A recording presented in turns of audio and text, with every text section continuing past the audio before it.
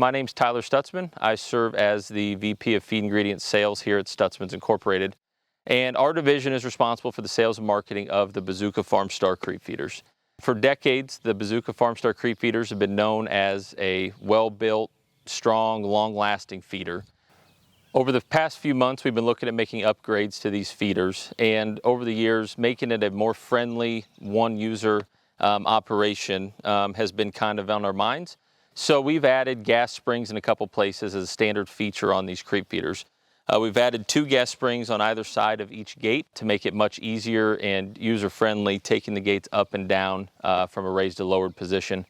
With the addition of the gas springs on the gates, obviously those gates will come up a lot easier. So to keep the cows from lifting those gates while they're in a down position in the pasture, we've added some multi-position brackets here on the side with pins, try to keep those locked down while they're in use in the pasture. Another part that was also heavy was the lid on top of these feeders.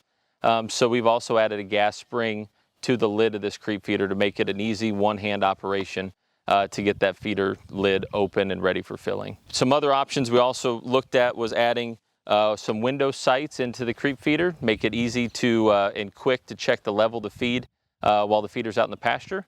And then also we have looked at making removable pans within the creep feeder. So obviously that's the first rust point more times than not on these creep feeders. So make it easy to be able to unbolt that pan, take it out, put a replacement in, make that feeder last as long as possible. Another option we did just to kind of rebrand these creep feeders is we changed the color of the gates to more focus or get in line with the rest of the color schemes here at Bazooka Farmstar. So a new look, some new options to make these feeders more user-friendly for the cattlemen, and these will all be standard moving forward. Behind me is the 150 bushel creep feeder along with the 80 bushel and the tonner. Other options we have available would be 20s and 40s that are stationary on skids, perfect for a smaller operation.